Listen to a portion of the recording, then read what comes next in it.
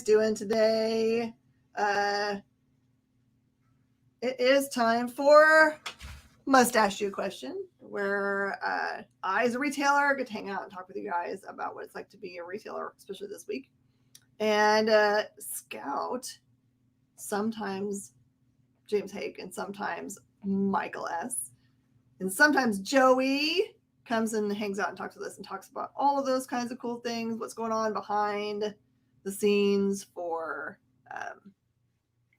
all of the stuff that's going on in comic books.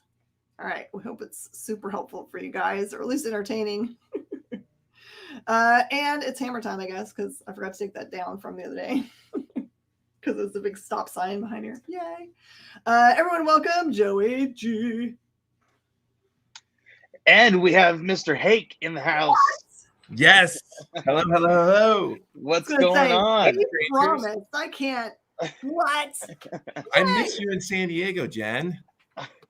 It's weird because every time I came by the booth, I didn't see anybody that I knew. Mm-hmm. It was like, where is everybody? There were a lot of people there. We were at, I was crossed between, we had like 3 of our staff members go down with COVID just prior. Oh, no. Oh, so I had to cancel so many meetings that I had and kind of play, I compare it to like a restaurant, right? Mm-hmm. Where I was like the restaurant manager, but what happens if the busboy goes down and the bartender goes down? You got to know how to do everything. And yeah, there were some comedies of errors that were going on, and I'll tell everybody a quick story that was just like unbelievable. I got to tell you though, this is what we were waiting for you to get back to tell us these stories for like 2 weeks, man. So just the logistics, everybody kind of wants to know about logistics at the conventions, and this one is it's just when you're dealing with a big convention like San Diego or New York, you got to deal with union workers, and again, I'm not saying good or bad about unions, but it's expensive. And one of the things that you have to do is we have displays, and I'm not sure if you guys have seen it, those of you who are listening, but pretty amazing displays. They're called pick slips, and they're out of Europe. And I almost think they were created to combat the unions, because how it works in these conventions, if you have a large space, which is what we had, you actually, if it requires a tool, you have to pay somebody like $180 an hour to put it together for you. And it's very, very expensive. And typically they need a partner to do it because it's a 2-man job, whatever it may be. So these displays are made where it's like giant Legos. You don't have to put them together. So long story short, we had to drive 3 vans from LA to San Diego, and they couldn't be only a certain height. Right.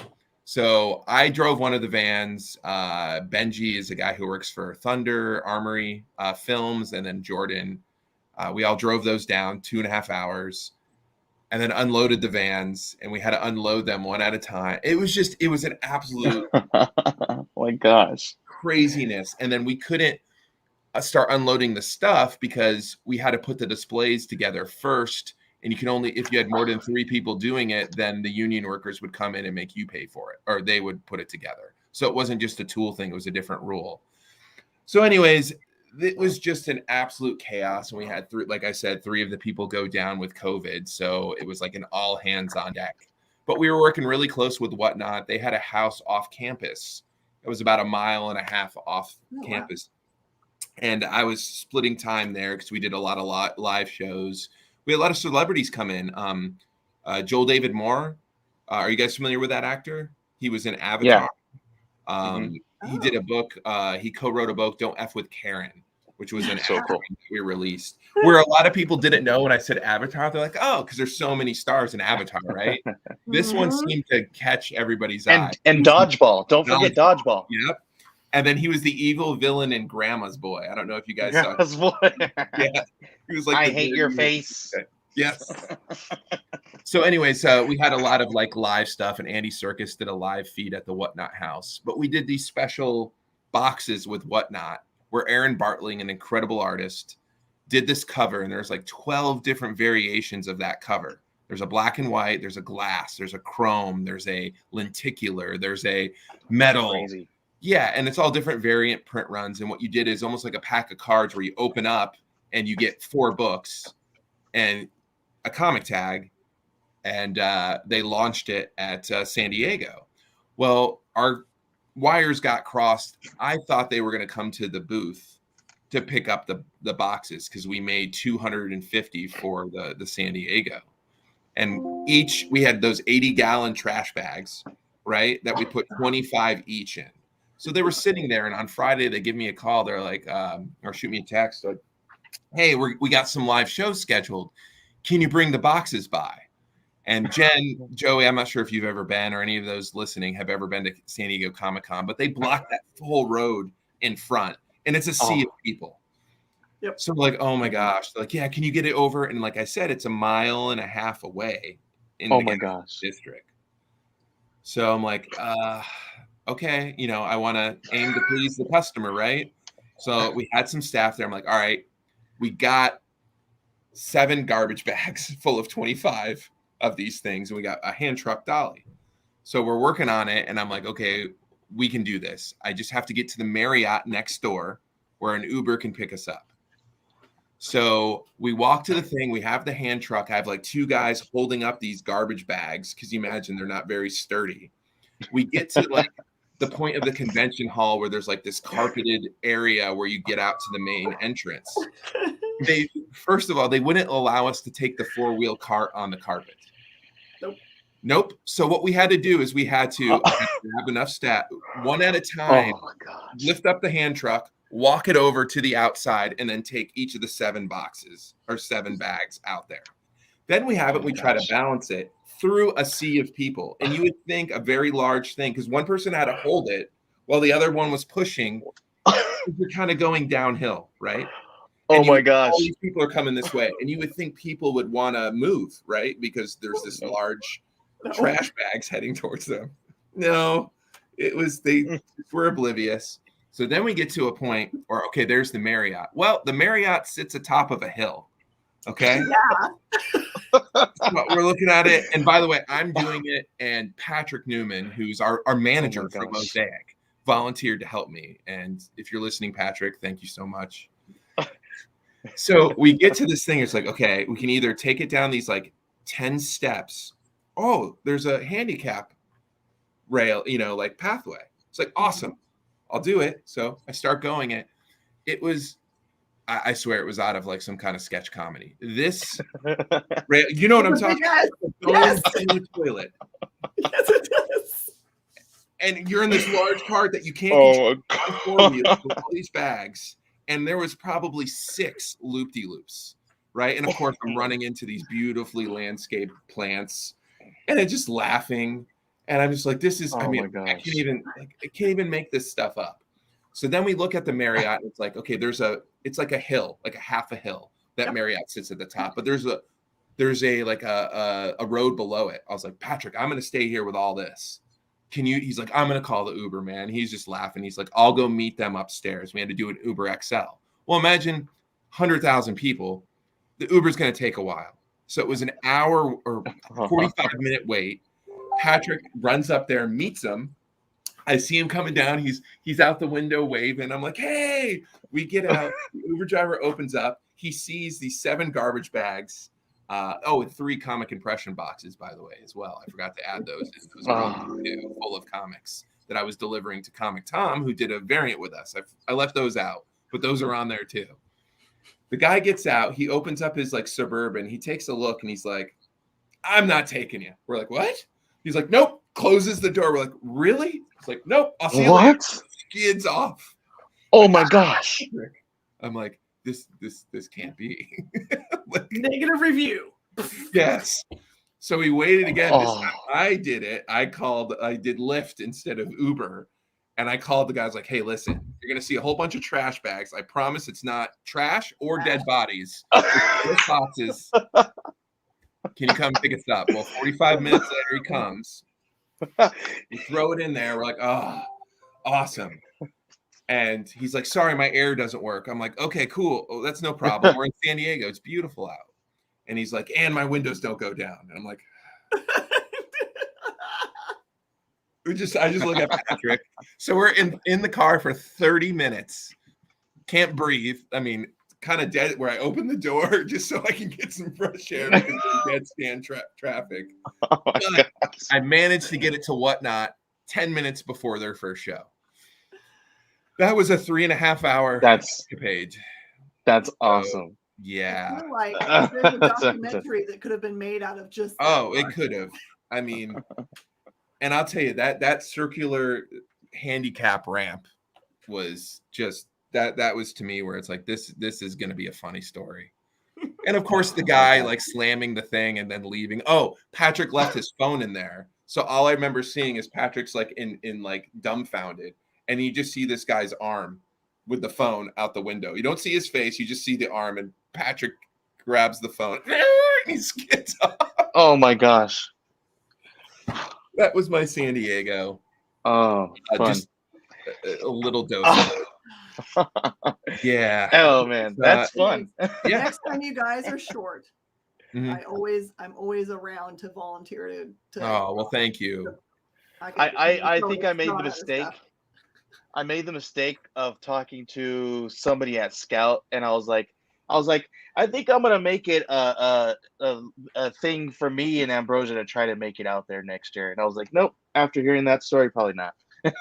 And not just the one of many. I mean, if you talk about the other stuff too, about like loading and unloading, it is just an absolute. That Sunday, we were there until like we barely made it out before they closed down. Yeah, it's rough. Like I work. Well, I worked Phoenix Fan Fusion out here, and it's when I worked there, I worked the public relations with and all that stuff, and then I also worked with programming. But yeah, it's rough. It's rough, man. When you have these fires you got to put out and these things, you just got to just get into action. And the one thing though is never get mad or upset. Just always laugh at yourself, because I mean that's you're gonna have a horrible time. All you could do at this point, and it was just like a cavernous. It was just. What are you gonna do? It was a giant booth. It was one of our biggest booths. I think it is our biggest booth we've ever done. So in order to run it properly, you have to have someone on each side. The idea was to do a whole bunch of Whatnots live with creator signings, but I was tied up with like little things like that. Like I had to meet with. We had an amazing lunch. You guys need to take a fixer with you. Like somebody whose job is just to fix things. Logistics.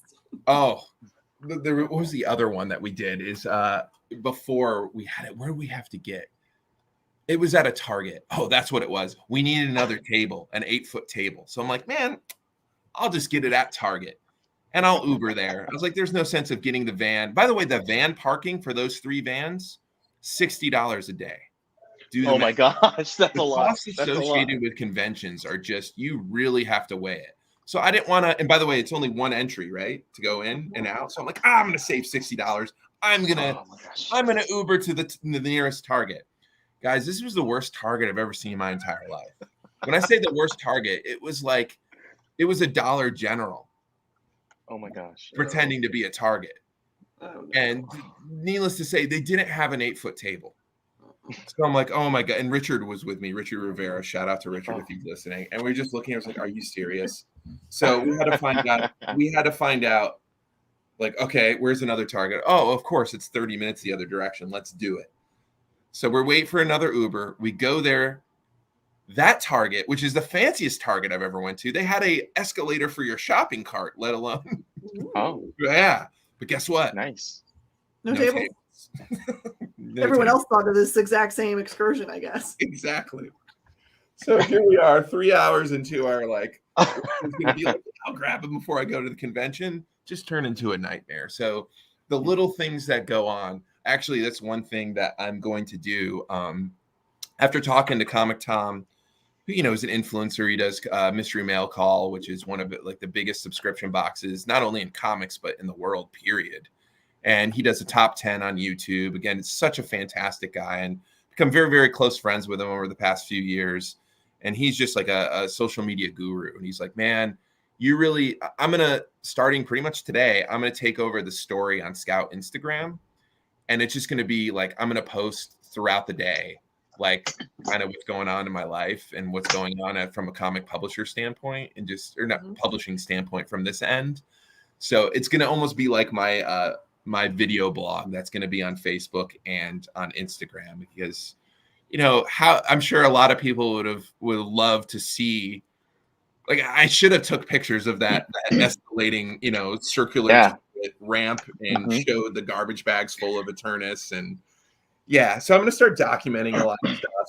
And dude, that's a great idea, dude. Like, I would love to see more of the backstage stuff at HQ. Like, just random stuff, like when you guys have hiccups and stuff, and how you guys would fix it. Like like exactly what you're saying, the whole fixer situation. How does it look from a publisher and a retailer standpoint, and how they fix these things? Like, I want to see that all day. Yeah, I mean, it's interesting. I mean, just some of the stuff, like with the press works, like how it's done. Like, you just see the little station that we have in the back here that Trevor just masters, and then I would love to see the printing process too. Well, we don't print them here, but I mean, they're right down the road, and now that they're printing again, it's like something that I can. Yes, exactly. It's stuff like that. So I'm going to start. I don't know. I'm just going to kind of lean into that and take start it over, man. Yeah, and just knock out that story, because really, I think that'll people will have a whole new appreciation for Scout and the books that we do, and I think they'll feel more involved too with the company once they see some of that stuff. And I'm a silly guy, so of course I'm going to add a lot of humor to it. And that's kind of what's been going on. It's been insane. I haven't been home. Like, this is the first time I've really been home this month. I went from San Diego directly. I wrote a book, I'm sure a lot of you guys know, with the Nature Boy Ric Flair, and he had his last match at the end of July in Nashville, where they had this whole event. They call it StarCast.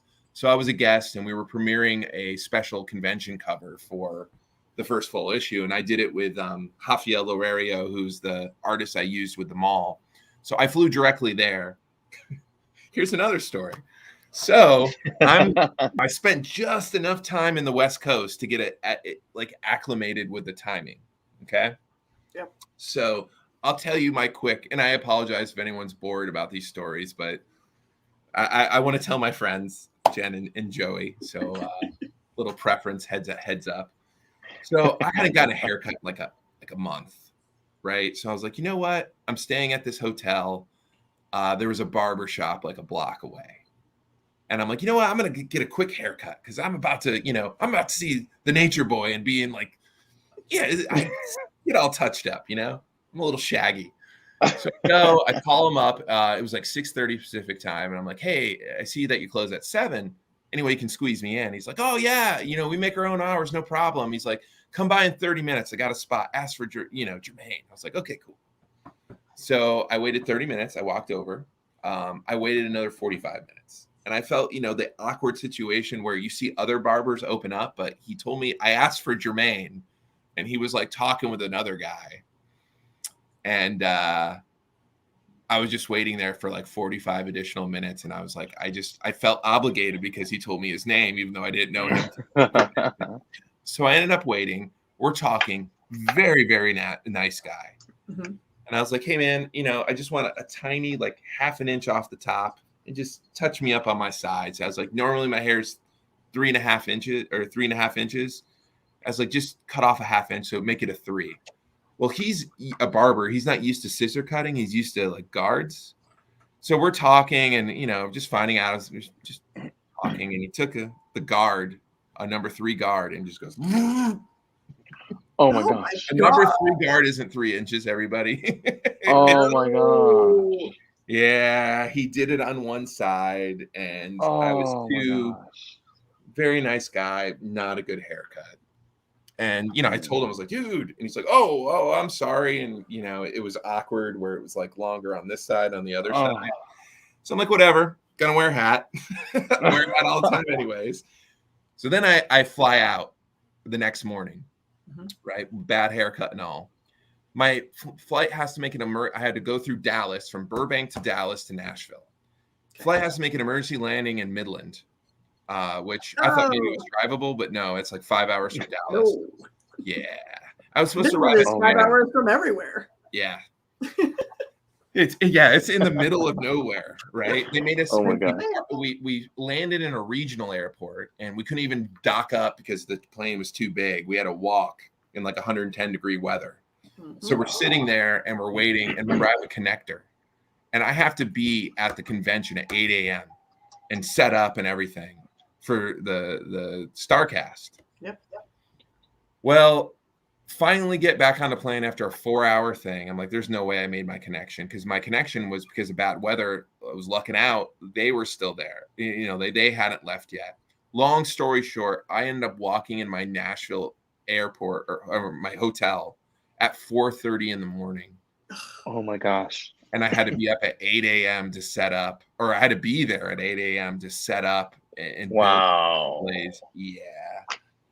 Wow. It was an event, but I got to see the match, and it was really awesome. Wrestling the final match. So yeah, cool. Nashville's such a cool town. It was the first time I ever was there, and other than driving through, and such a cool experience. Wrestling fans are just like comic fans. They're just awesome, very friendly, and the event was so cool. I mean, I was like across from like the Hardy Boys, you know, and Billy Gunn, and like all these famous wrestlers I grew up like, you know, watching. Nice. And they're just like right over there. And yeah, it was really cool. And the event was awesome, and got to go to the after party, which was unbelievably crazy. There was this bar called Tootsie's. I know it sounds like a strip club, but it's not. Right? It's a 3-level bar, and they have it's a country western bar. And on the very top floor, myself and Trevor, who's one of my partners on the project, one of my best friends, we ended up like Rick had like an after party, and behind the stage there's like a little area that you can sit, right? And it holds about 35, 40 people. Well, there was about 60 behind it. And there I am, like standing next to Trevor. It's loud music. You can't even have a conversation. To my left is Kid Rock. You know, behind me is Bret the Hitman Hart, who's Trevor's favorite wrestler. Wow. And like all these wrestlers are coming through. And it's just funny how like the internet can create rumors too. I was reading on a wrestling website that said that like Rick was hammered at his after party at a strip club called Tootsie's. And it's just like, no, I was there. Oh my gosh.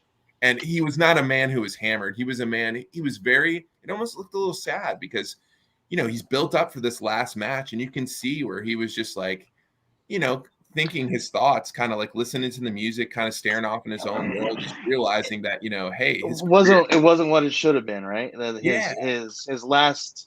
His last hurrah wasn't what it should have been, because it was kind of tainted by all this horrible stuff. Yeah, and you could just see it. And then later on that night, we took an Uber, Trevor and I, at like the Hilton, and he was there with his daughter, who's like the world's most famous women's wrestler, Charlotte, and his son-in-law, who he tagged with, and it reminded me of like my family. They're sitting around like a table, just talking and like reminiscing, you know, as we were waiting for our Uber. It was a really, really cool experience. And then immediately when I went back, I just got back from Georgia with a family vacation that was planned a year ago. On my end, right? Wow. But we went whitewater rafting up in the mountains of Georgia and Ocoee River in Tennessee, which was a blast. That's so cool. So, I got to see some of the videos and the pictures that you were posting. It was fun living vicariously through you in those videos. Oh, I have some really, really fun ones, man. And that was where Tom was telling me the idea is like, man, you need to post like pictures of you whitewater rafting and be like, onward to the next comic store, you know, and just always like to scout. You should next time you go, you should take one of your books and see if it survives.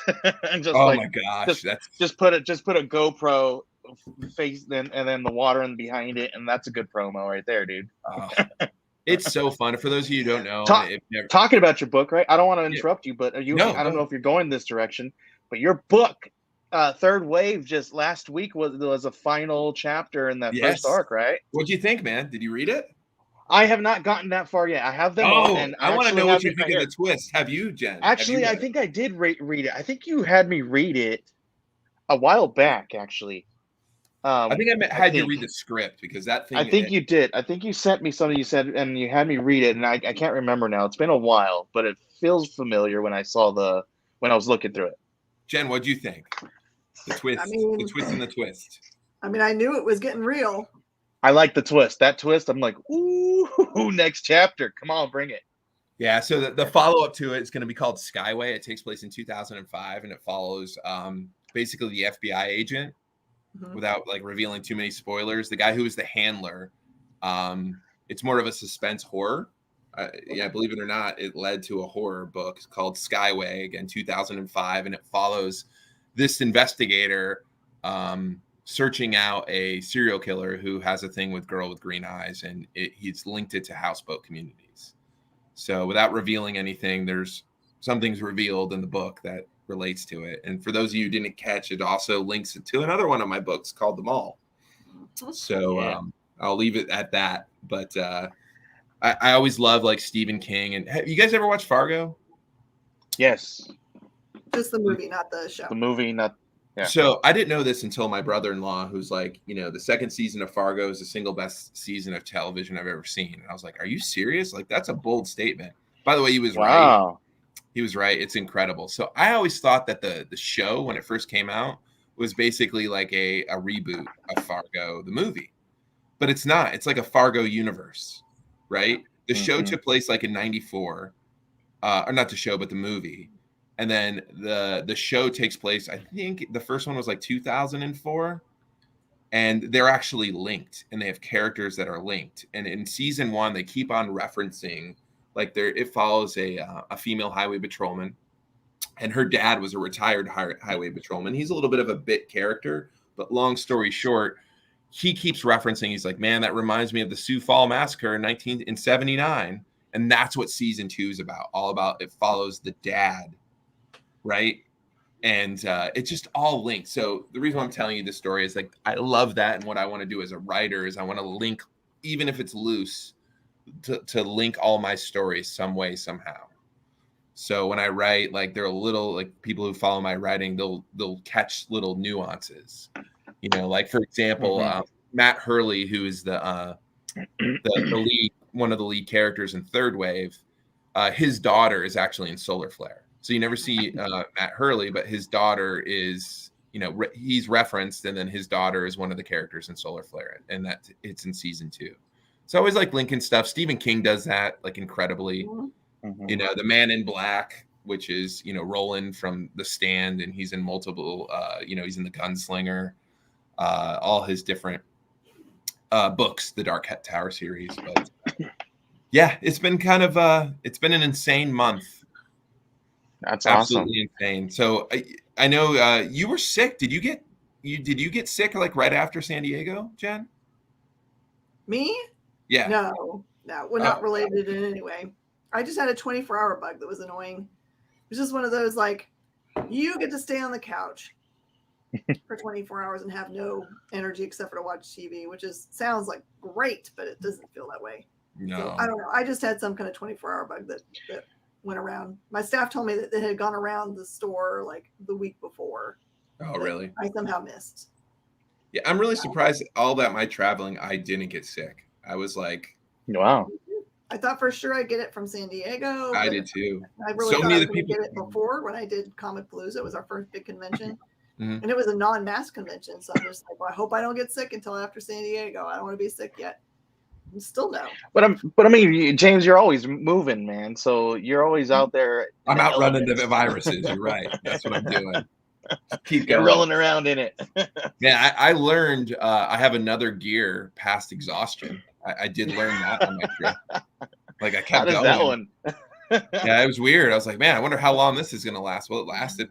It didn't run out of gas. I'm really surprised. Like, yes, my zombieism has cleared up well. Yeah. Oh, Nessie Press. Yeah, they got a really cool Kickstarter running right now that I'm helping running some marketing and PR.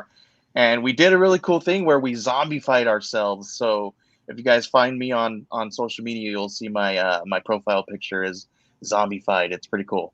Zombified. Very cool. Yeah, really cool. So kickstarter.onashipress.com, Mr. Guy Zombie Hunter. Check it out.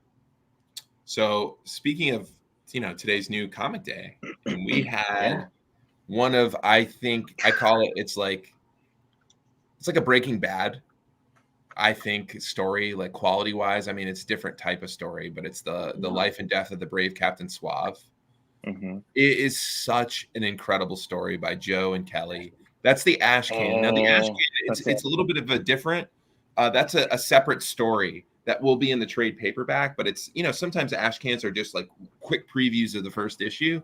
That's a completely self-contained story, which is. I love when that they like it's almost like a zero. Like before we jumped on, me and Jen were talking about in comic day and how so many places had like zero issues, like the Black Caravan one was a zero issue, right?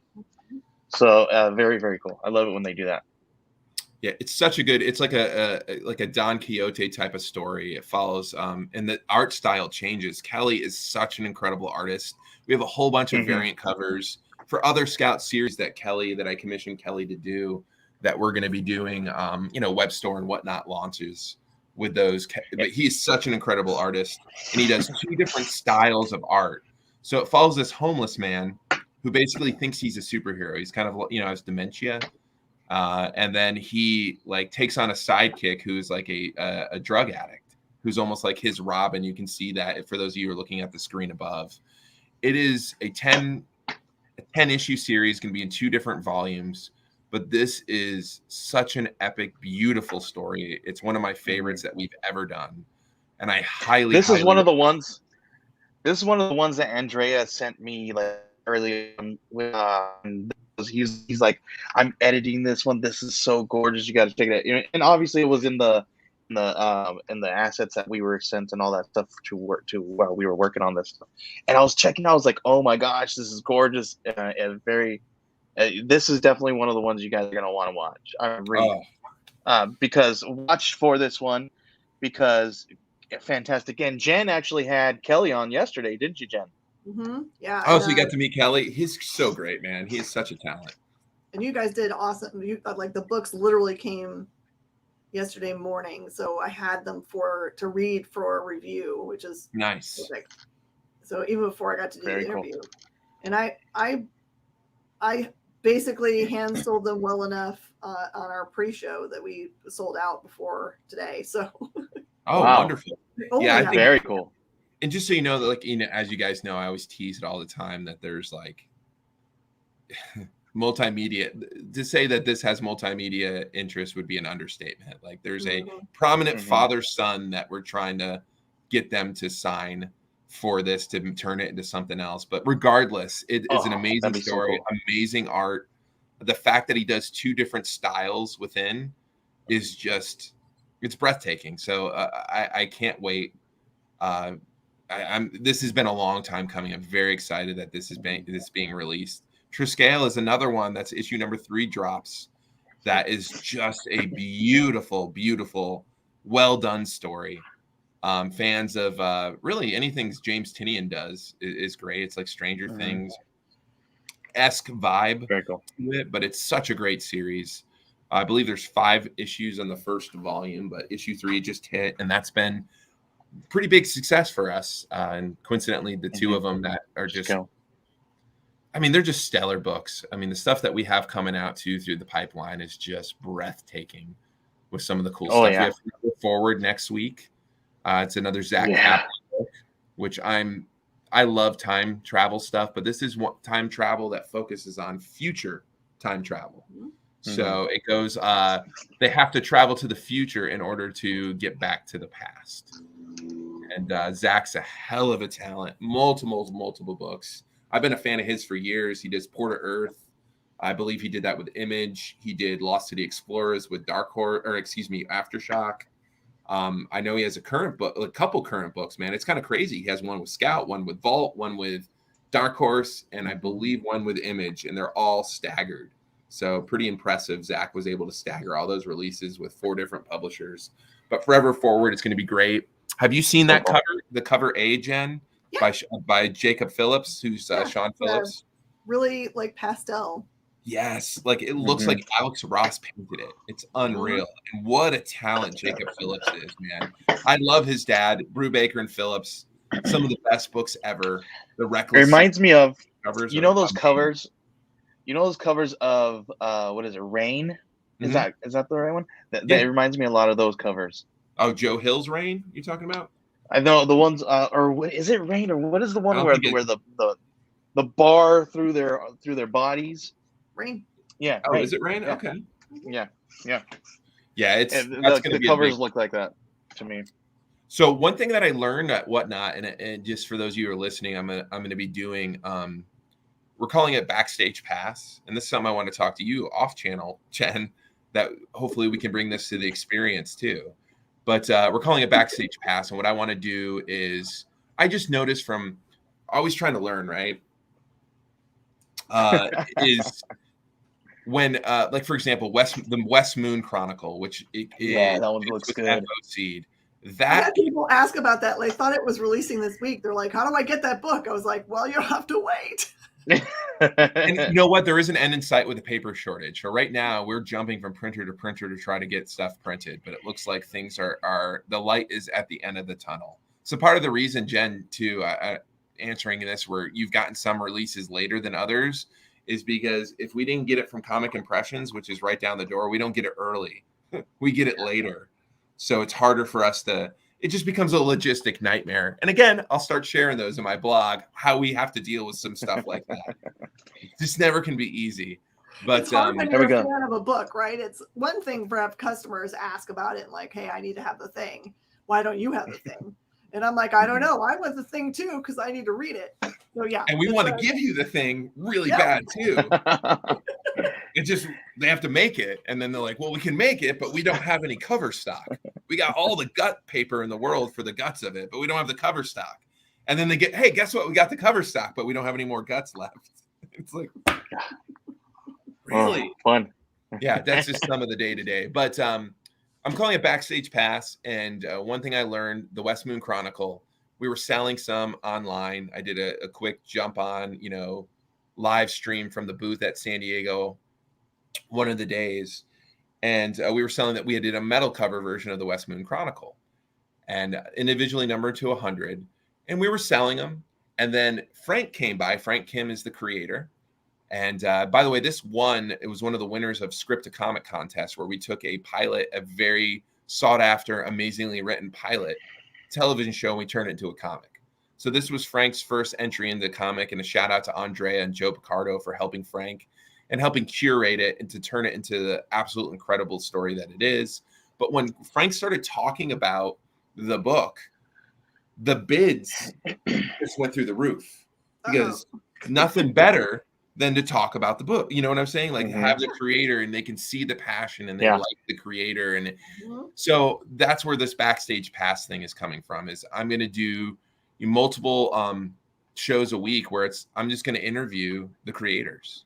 Right. And in the meantime, on the Whatnot, at least, but this is content we can share with the experience and CBSN, of course, as well. But we can, sell the book while I'm talking with the creator.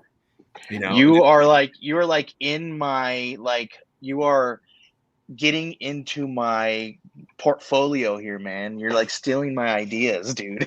Hey, like I just recreate the wheel, man. Like no, it's all good. It's not even. But no. people want to. Listen, People want to know about that stuff, right? I believe in community and collaboration over competition. So, do the more the merrier. But I just got approved for Whatnot sales, and that's exactly what I was going to do, is grab some creators and doing some Whatnot sales and have them do some live art right there and interview them, auction off the art, at the same time sell some books. Yeah, I just think it's about. I mean, think about conventions where we had success. Like a lot of us who are in the back office of Scout, we met each other on the convention floor. And when we would have success at convention, it's not only buying their book, but they're buying you. I think a lot of times, I was talking to some creators today, and they're like, "Yeah, we do this like heavy metal book and heavy metal like records, and we like they wouldn't believe it or not, but these older individuals, like retirees, were buying their heavy metal record because they like them so much." And I was like, and he's like, "We would preference, like, are you sure you want to do like, yes, whatever. That sounds good. I don't even know what that is, but you guys are awesome." So, and I think that's where we have a competitive advantage. And I'm totally biased when saying this. The books that we create through all of our lines, all of our imprints, I'm biased. I think they're quality. They're not going to embarrass you. I think you're going to like it. And it's stuff for all types of genre, you know, from all ages to. And I think it's kind of more than just the good books and the good writers and good creators. Like the one thing that I found about Scout early on is the community. And me and a couple other friends were talking about, you know, the comic book community. We need to come together, be a good community, and lift each other up and help each other, like and create this healthy atmosphere around it, and get rid of all the negative connotations that, you know, are around the, you know, based around the comic book community. And that is exactly what you're talking about. Like, building this community, the more that you build a community, more people are going to want to just buy things just because it's you, and doesn't even matter what it is. Yep. It could be something that they hate, but because they believe in you, they're going to want to back every single project. And I mean, that's what we're hoping to do. And like, just getting more eyes out there. I think that's the key, but we have some really cool ideas. Again, learning from the travels, want to start implementing, and yeah, I think we're in a golden age right now of comics. Whether it might not feel like it, but I do feel that way, especially independent comic companies like ourselves, like Aftershock, like the content that they're coming out with is just incredible. Source Point, Vault, like Dark Horse, of course, Image, you know, who've always led the way. There's so much good stories out there. Of course, Marvel and DC, but I mean, really, the independent comic companies right now are I just think it's never been better. Really. And even Kickstarters right now are even getting to that point. Kickstarter is becoming a whole new beast of its own, where all these people are going there and treating it as almost like a you know, new kind of front of a retail space, you know. So it's kind of you're right. This is a new territory, and I think we're like, it's freaking awesome to be part of it. Right? Yeah.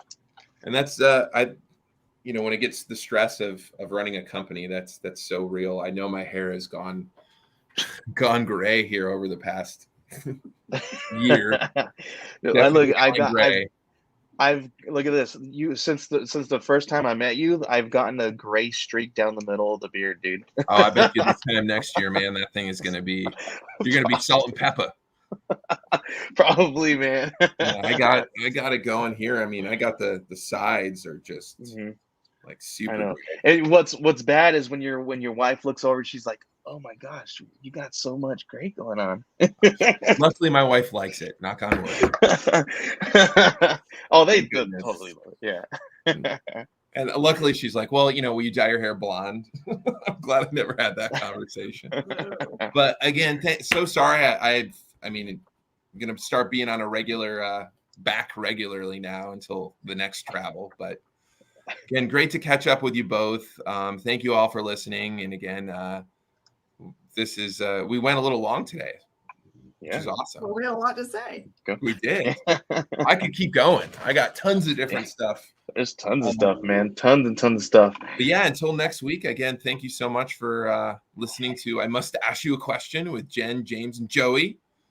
And we'll see you guys next week. Bye. See ya.